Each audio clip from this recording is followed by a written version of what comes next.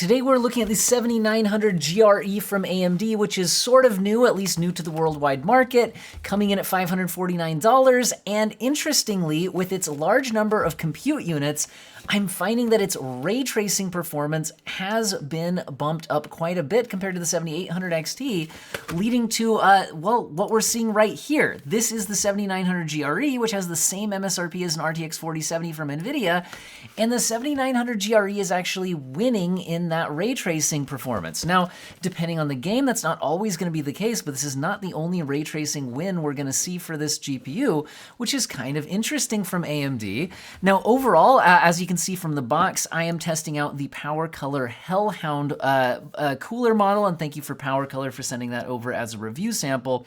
And I've got it up against the Founders Edition RTX 4070.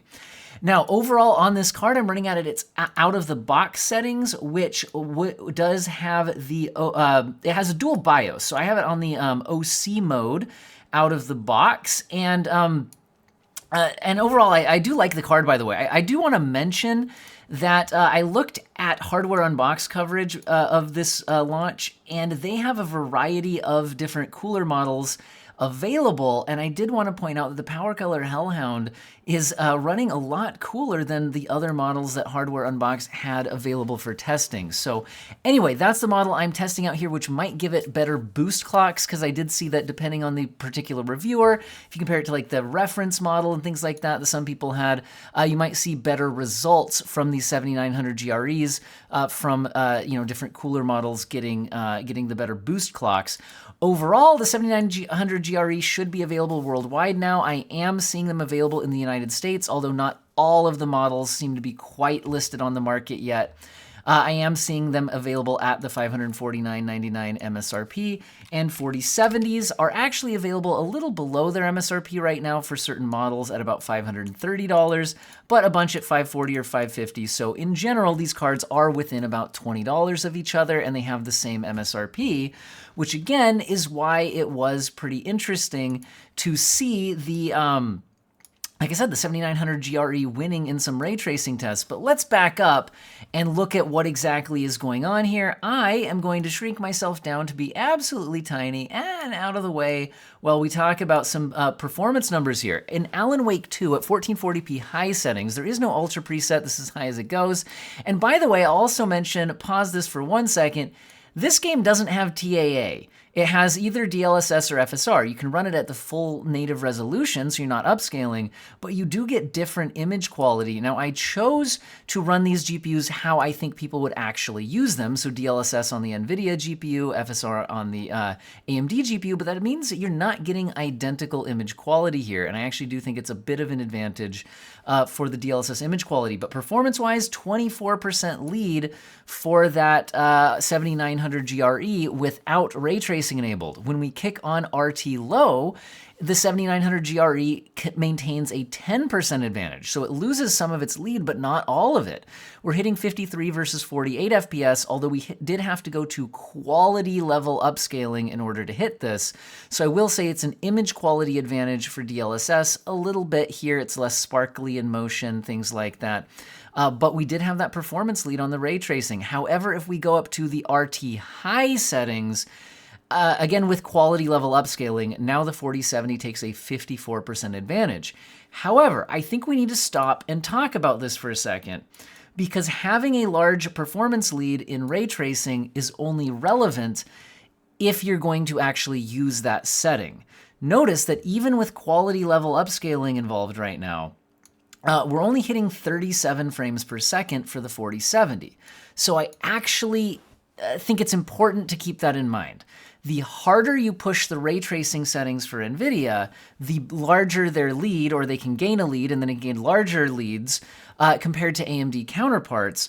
But if you push the ray tracing so far that you wouldn't actually use it at those settings, I don't think that's a meaningful win. And I think that's what we're seeing here.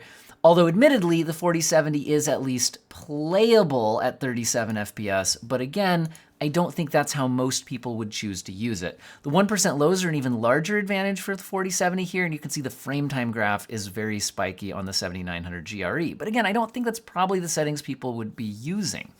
Now, if we go up to 4K high settings, no ray tracing, native resolution, I think we're once again looking at settings that people wouldn't really actually use. Now, if you did use them, it's a 21% advantage for the 7900 GRE at 35 versus 29 in the averages, but the frame time graph is very spiky for the 7900 GRE, which I see on a lot of AMD GPUs in this section of the game, and that leads to the 1% low advantage for the 4070. But again, probably not how most people would play the game. So what are we looking at here? Well, quality level upscaling. So 4K high quality level upscaling, I do think DLSS has a bit of an image quality lead, although at 4K resolution, quality level upscaling from FSR still does look pretty good. Without frame generation enabled, we're hitting 62 versus 49 FPS, which is a 27% advantage for AMD. Although the 1% lows are still a bit of an issue. So I'm going to pause it here for just a second. You can see, if we go back a little bit, that there are still parts of the frame time graph here that are a bit spiky, leading to the 4070 taking advantage in the 1% lows at 37 versus 31. Also notice frame generation is available for the Nvidia hardware here, but it's not getting up to huge frame rate numbers. And actually, if you compare the averages, AMD's performance here, at least in the averages without frame generation, is close to the performance of the generated frame result for the 4070. It's kind of interesting there. But again, my average comparison numbers are without frame generation being factored in, where again, we're seeing a 27% advantage in the averages for the 7900 GRE. But again, I don't like the spikiness on the frame time graph. Let's jump into another of the newest, most graphically demanding and impressive looking games with Avatar Frontiers of Pandora, and this game uses ray tracing at all times. And the 7900 GRE is winning, although I'd basically call it, you know, human perception-wise a tie. It's a 4% win, 80 versus 77, and actually an even bigger lead in the 1% lows at 65 versus 61. Those are the 1080p Ultra settings. If we move up to 1440p Ultra, which again includes ray tracing, we are seeing the lead grow to 8% in the averages and 9% in the 1% lows. The averages are 57 versus 53. So, I mean, not massive differences there, but one of them's a lot closer to that 60 FPS mark than the other. And again, this is a ray tracing title where AMD is taking the lead. And this isn't a extremely light ray tracing workload. Like it is, there's a lot of ray tracing going on here. Now, since we weren't hitting 60 FPS, and this is a first-person shooter, I think using upscaling here makes sense, in which case we now get, again, basically a tie, but now the 4070 is getting a bit more of a frame rate boost from the upscale. So it has a 4% lead at 82 versus 79. They're tied in the 1% lows at 65. However, I'm going to pause this for a second here and just mention image quality. DLSS and FSR do not produce identical image quality. If you look at the fencing, especially in the distance, things like that, it's hard to see through YouTube compression, and it's really mostly noticeable in motion. There's a lot more flickering on the FSR fencing in the background and things like that. So when they're tied on performance, I would say that was an image quality win for the Nvidia GPU. Now, if you want to use frame generation in this game, you would have to go to the FSR pipeline unless you're doing mods and things like that. So here we're seeing FSR3 quality on both GPUs, so the same image quality and frame generation on both, and it looks like it's running a bit faster on the 7900 GRE, giving it a 14% advantage, both of them producing high frame rates, but keep in mind those frame-generated frame rates are not an equivalent experience to that same frame rate achieved without frame generation. But now let's take a look at what if you didn't want to use all that trickery to get past the 60 FPS mark? What if you just went down to the high settings, didn't upscale, didn't use frame generation? Well, now we're seeing 73 FPS versus 71. So again, perceptibly a tie, although technically a 3% win for the 7900 GRE, which again is in a ray tracing workload, which is interesting. What if we move up to 4K Ultra? Well, again, I think we're now running into settings people wouldn't really use. However, it is an 11% advantage for the 7900 GRE at 31 versus 28 in the averages and 28 versus 25 in the 1% lows, which is a 12% lead. And again, though, I don't think that's particularly meaningful because I don't think these are the settings you would be using. So if we try using quality level upscaling, Now performance is basically tied. We're at 48 average on both, 2% lead, which is 1 frames per second lead, 42 versus 41 in the 1% lows. However, when performance is tied, but we're using DLSS versus FSR, again, if you look at the fencing in the distance, things like that, I do think DLSS has the image quality advantage. So I do think this is the better experience on the 4070, but I still don't think we're at the frame rates people would really be targeting. So what if we turn down to high settings at 4K high, no upscaling? We're at 41 versus 39, which is a 5% lead for the 7900 GRE. And in the 1% lows, it's a 9% lead at 37 versus 34. So at least a little bit more meaningful there. And again, identical image quality now, but a little bit of a performance lead for the AMD GPU. But still probably not the frame rates we're looking for. So I think we would have to actually go down to the high preset and kick on upscaling to hit that 60 FPS and above mark on both GPUs. The 7900 GRE hits a 10% advantage in this case at 68 versus 62, and a 12% lead in the 1% lows at 58 versus 52, although again, if you look at the little details in the fence line and things like that, I do think DLSS has the image quality advantage here. But again, performance-wise, AMD is winning in a ray tracing workload at the settings I think we would actually use.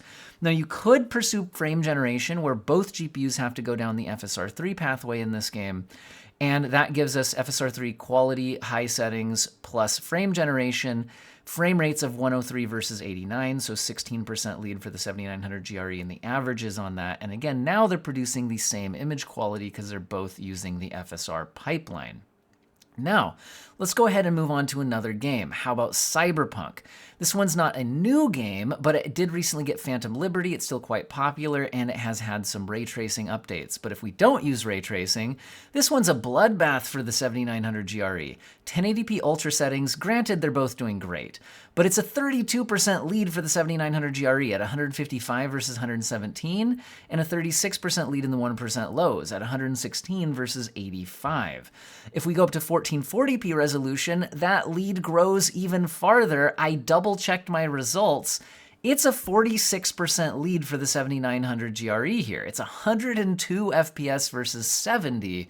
It's a totally different class of experience.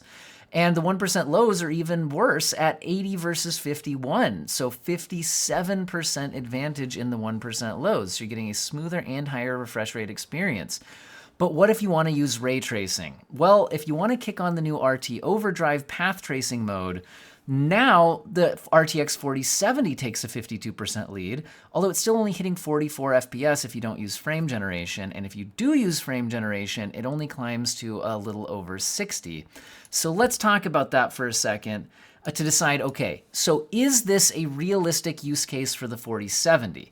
Because that's important, because a 52% advantage in a setting that you might not actually use shouldn't really affect your buying decision, right? So we're hitting, like I said, a 44 FPS average on the 4070. That is playable, but in a first-person shooter, I think most people would be going for more. With frame generation, it's still only hitting a little over 60, and 60 FPS, fine. 60 FPS achieved through frame generation really isn't the same experience from either a responsiveness standpoint or an image quality standpoint. I think some people would be fine with this, especially if you're playing on a controller. I find the latency issues to be much less noticeable. But this is very borderline. I think many people wouldn't choose this experience. Now, granted, you could try out going down to a more aggressive upscale like balanced or performance mode for the 4070. I don't love those at 1440p, but you certainly could. Anyway, I think we can say that this is a borderline experience for the 4070, and a lot of people would be chasing higher frame rates in a first-person shooter, in which case this large lead isn't that meaningful. But if you think you would be okay with 60 FPS achieved through frame generation, then maybe this could sway your decision. Although I will say parts of the new Phantom Liberty update are even more demanding than the built-in benchmark here. Now, what if we went to a less demanding ray tracing workload where the GPUs are more at home? 1440p ultra settings with RT reflections added in, which I think if you're going to add in one ray tracing effect in this game, the reflections are probably the one to pick. Now, the 4070 has a lead, but it's only by 9%, 62 versus 57, and we're not upscaling, so image quality is the same. Now, you could kick on quality level upscaling, in which case now the 4070's lead grows to 10%, but both GPUs are giving good performance even without frame generation, at 97 for the 4070 and 88 for the 7900 GRE. So they're not worlds apart in this ray tracing workload. However, the 4070's upscaling does look better here. If you look at like the palm tree branches and things in motion, DLSS does a better job, and frame generation at this frame rate I think is very usable. And AMD does not yet have frame generation. So what are we looking at here? I'm looking at, so I think Cyberpunk's kind of interesting in like, which way would you rather play the game? On the left, the 4070, I'm looking at a realistic ray tracing workload, Ultra plus RT reflections, DLSS3 quality frame generation on. And it's getting, high refresh rate experience, albeit some of that is through frame generation. AMD, on the other hand, I think you might just stick with the 1440p Ultra results. No upscaling. Just get that crisp native resolution. And again, 100 FPS, and you're doing it without frame generation. So I think you might use these two GPUs differently in this game. And I thought I'd just throw that out there, that sometimes the difference between buying two graphics cards isn't a number difference, it's an experience difference. And, so I don't know, I just thought, right, food for thought when you're deciding which GPU you'd rather use, which of these experiences is more attractive to you.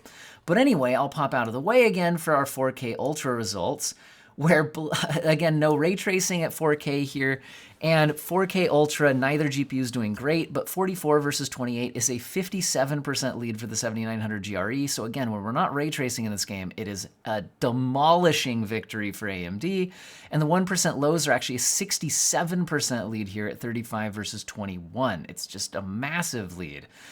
But neither one was actually doing that great. So I think that was, again, an unrealistic use case. So what if we go down to high settings? Well, at 4K high, the 7900 GRE is now, I'd argue, this might be a way you would play, 56 FPS average, 42 on the 4070, meaning probably not the way you'd play on that one, and it's a 33% advantage for the 7900 GRE, and a 41% lead in the 1% lows. But I think realistically, you'd probably kick on quality level upscaling on both GPUs on the high preset, and now we're hitting 87 and 72 respectively. So more like the frame rates you'd want in a first-person shooter, and now it's a 21% lead for the 7900 GRE, so still very noticeable, but not as big. And at 4K, FSR quality does look pretty good. It's very usable, but I do still think DLSS looks better. So performance lead definitely for AMD there, but image quality lead on Nvidia. But let's jump into Unreal Engine 5.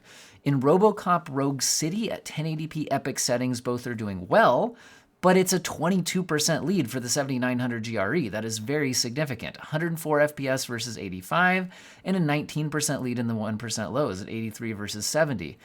And Unreal Engine 5 is going to be the future of a lot of games. And so this is a pretty meaningful win. At 1440p epic settings, we're seeing a 20% advantage for the 7900 GRE. It's 71 FPS versus the 4070. I mean, it's close to 60, but it's hitting 59, right? So you're kind of struggling a bit-ish. The 4070 is doing well, but the 7900 GRE is just way more comfortable. And it does not require any upscaling. You can just max out the game at 1440p, and you're totally happy on the 7900 GRE. Now, you can't max out the game happily at 4K. You're hitting 36 FPS versus 31 on the 4070, which is a 16% advantage in the averages, 19% lead in the 1% lows at 32 versus 27, but I just don't think this is how you would choose to play the game, so I don't think that these particular settings should really sway your purchasing decision. So how would you play the game at 4K resolution? Well, Unreal Engine 5 responds very well to upscaling from a performance standpoint because so much is calculated per pixel. So if we kick on quality level upscaling, now the 7900 GRE is hitting 58 FPS and the 4070 is hitting 51, 14% advantage to the 7900 GRE, but I really don't like the look of FSR in this game. At 4K, it's not awful, but the streets are kind of sparkly, the car grills, the fence lines, they're temporally unstable. So what are we looking at here? What I'm showing you here is the 7900 GRE on both sides. I'm saying that in Unreal Engine 5 games, I would probably choose TSR over FSR when it's available. Although if you do look at the performance, it's a bit of a performance hit here on TSR compared to FSR. So performance-wise, you're losing a few percent, but image quality-wise, I think TSR is way more stable looking. Now, let me pop out of the way while we talk about Starfield. Starfield, 1080p Ultra, we're seeing a 23% advantage for the 7900 GRE. It's 91 versus 74, and the 1% lows are 70 versus 59, which is a 19% advantage. Now, that's a pretty big lead for the 7900 GRE, although both are doing well. And again, I'm not quite sure how many people would be buying these GPUs for 1080p, so let's look at 1440p. Well, at 1440p, the lead grows to 25%. The 4070 does hit 60 FPS in my new Atlantis test run here, but the 7900 GRE is hitting 75. That's a pretty noticeable difference. And the 1% lows are 50 versus 61, a 22% advantage for the 7900 GRE. So I think there's a very meaningful lead here, and the 7900 GRE does not require any upscaling to play that to max out Starfield at 1440p. At 4K, though, this is another game where I don't think you'd probably just max it out without upscaling. Here we're at 49 FPS versus 38, which is a 29% lead for the 7900 GRE. So again, we're seeing that as the resolution increases, the 7900 GRE pulls further ahead of the 4070. But still, 49 FPS playable, but probably not what you're searching for in a game with first-person shooter style combat. So what if we kick on quality level upscaling? Well, now we're jumping to 64 FPS and 54 FPS respectively, which is a 19% advantage for our 7900 GRE. And the 1% lows are 53 versus 43 at 23% advantage. So big performance lead for the 7900 GRE. But image quality-wise, I do think FSR looks good at 4K quality, but DLSS does look a little bit better. Now, this is an interesting game in that it has both DLSS 3 and FSR 3 frame generation now. And we can see that the FSR 3 frame generation seems to add more frames. It generates more frames. Now, the quality of the frames are not identical, and the quality of the baseline upscaling is not identical. But there is more total frame rate on hand for the FSR3 pathway here by 56%. Now, if we match settings using FSR3 on both GPUs, we can see that the 4070 generates more frames using FSR3 than it did with DLSS3. Again, the quality of those frames might not be comparable, might not be identical, right? But more frames total. However, the 7900 GRE still generates more total frames in this matched settings pathway by 35%. Now, on the 4070, you'd probably stick with the DLSS pathway for the better upscaler. But anyway, let's move on to Ratchet and Clank Rift Apart. At 1440p very high settings, they perform very similarly. I noticed the 7900 GRE didn't gain a lot of performance over my 7800 XT in this game when I tested it, because I think this PS5 game is very memory bandwidth heavy, and the 7900 GRE is a bit hampered by its memory bandwidth. It got a lot more compute units, which gives it more ray accelerators, but not a lot more memory bandwidth. And again, at 4K very high settings, these GPUs are fairly close in performance. The 7900 GRE has a 5% lead. The good news is both of them are hitting over 60 FPS here. It's 66 versus 63, and it's pretty close performance. Again, a little bit of a lead for the 7900 GRE. The 1% lows are 46 versus 44 at 4K very high settings. So I don't think you would have to use upscaling unless you wanted to. Now, at 1440p very high, if we add on RT at the high setting, not even the very high setting, once again, let's highlight the fact that this is a ray tracing example where the 7900 GRE is winning by 60% in the averages and more than doubling in the 1% lows, so we should probably stop and figure out what is going on.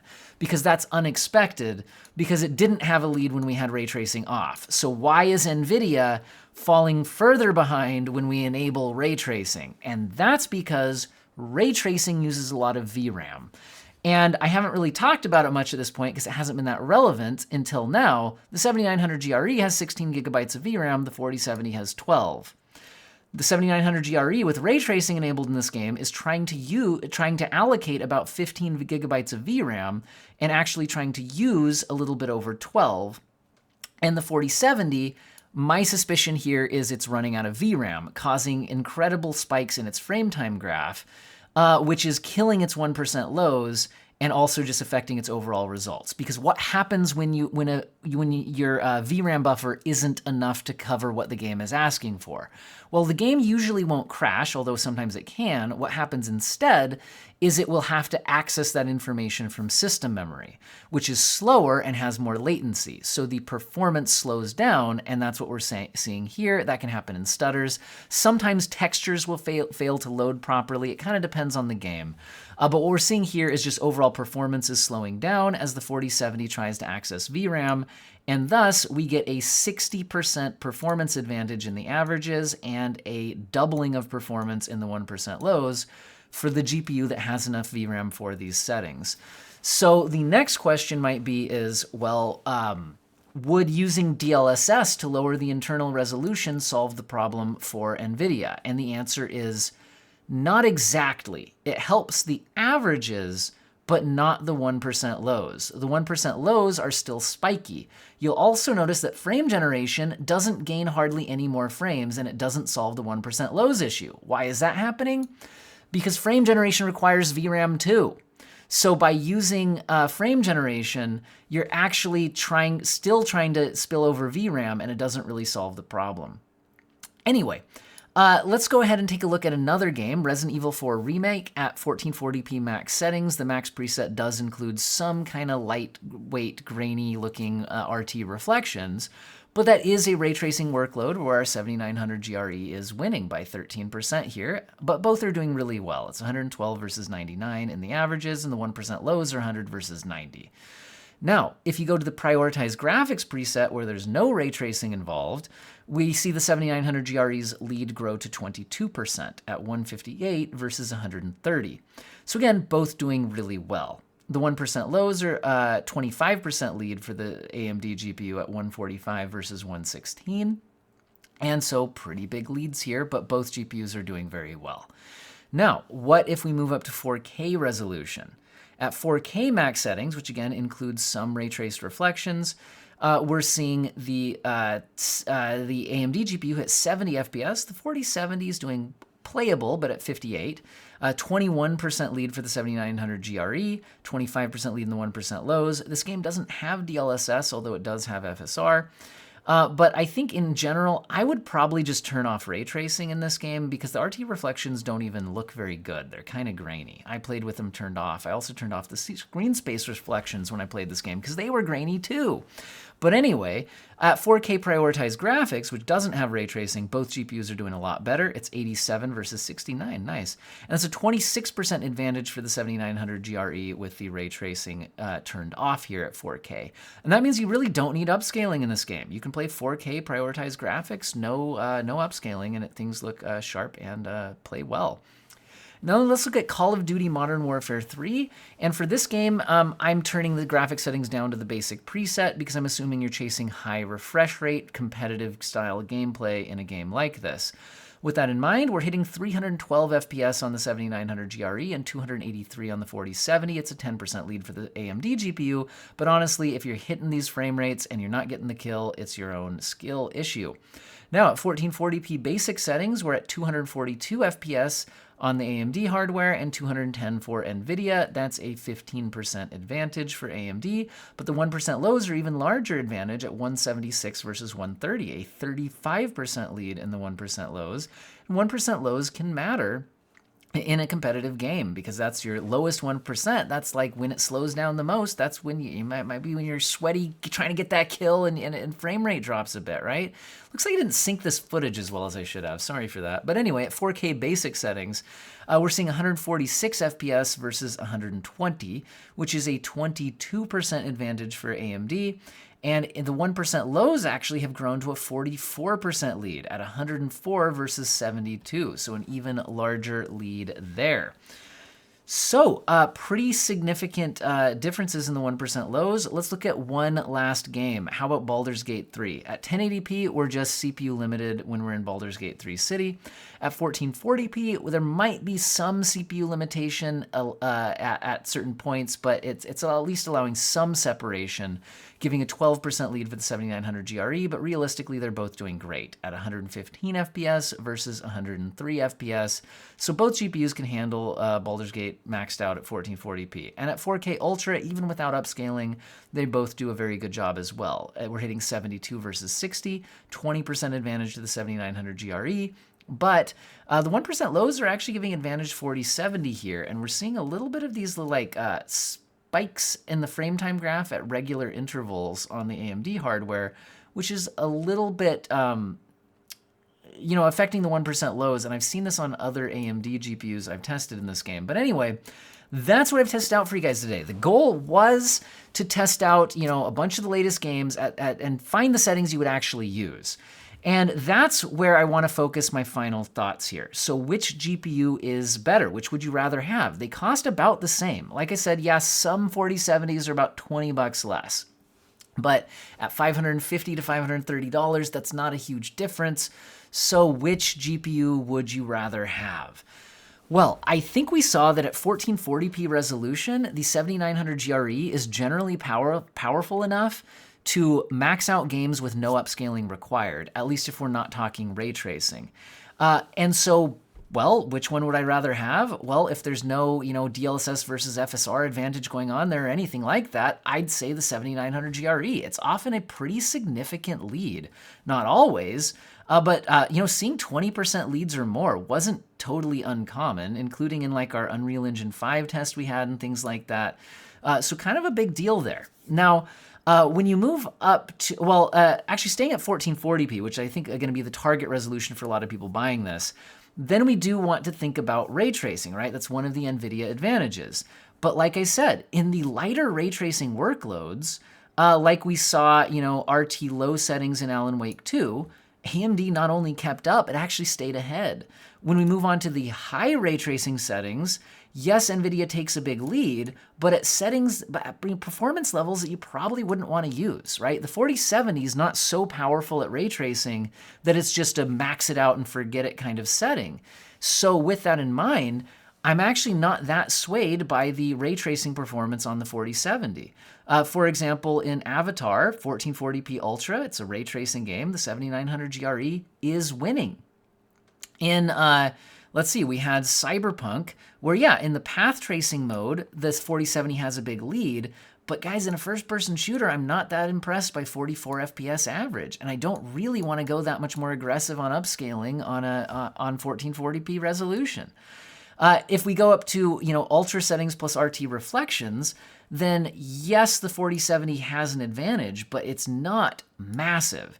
It's less of an advantage here than we often see the AMD GPU has when we're not using ray tracing. And speaking of that, you know, 1440p Ultra settings, we're seeing a just crushing victory here for the 7900 GRE.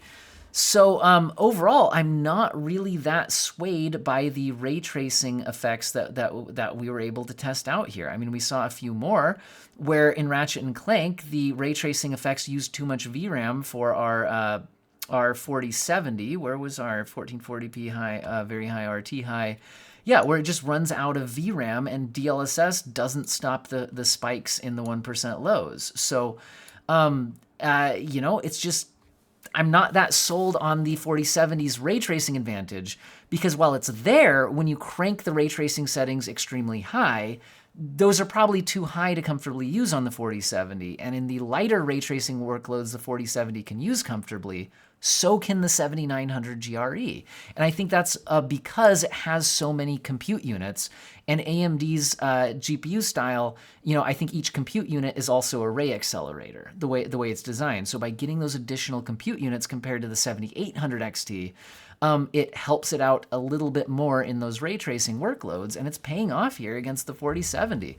So is there a situation where the 4070 would want to be used? Well, I think the biggest selling point NVIDIA still has here is the upscaling. DLSS does still look better than FSR. However, when you have a big performance lead on the 7900, you're just not going to need to use the upscaling as much unless you're playing at 4K.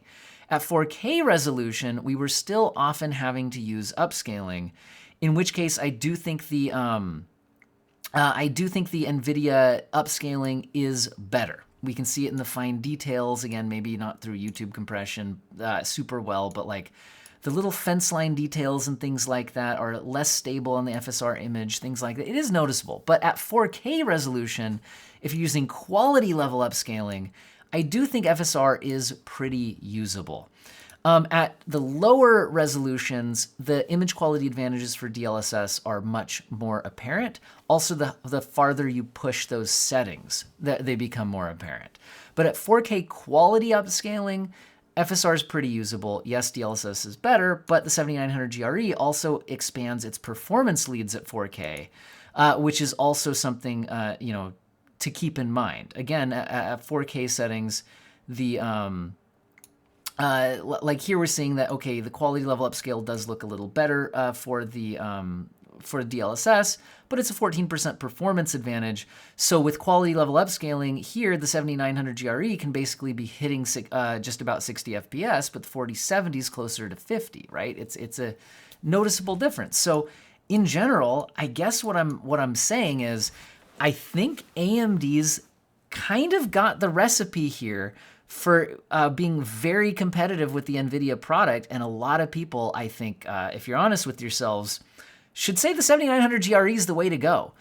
If AMD can price at the same price as Nvidia, what do they need to deliver? Significantly better rasterized performance, not just a little bit better. 5 or 10% better rasterized performance when you have other disadvantages isn't going to sell me on the AMD GPU over the Nvidia GPU at the same price. But 20% more rasterized performance in a lot of games, sometimes more, sometimes less, but sometimes more. That's more noticeable. And if it's enough to make me not have to use the upscaler, great. Now that's not that big of a factor. And what about ray tracing? Well, if you match the realistic ray tracing use cases to get roughly the same performance, well, that kind of takes that selling point out of it. Now, I still think Nvidia has some software advantages and professional workloads and things like that. But come on, we're also beating the VRAM, 16 versus 12. I think this is a win for the 7900 GRE, and it's kind of a recipe for the win for AMD. If you're going to price a GPU the same price as an Nvidia competitor, you've got to blow them out of the water in rasterized performance, and you've got to hang in there on ray tracing performance. And they're doing that here. If AMD could get their upscaler on par with DLSS, this would just be it'd just be absolutely no question. But even the way it is here, I definitely pick the 7900 GRE in this matchup.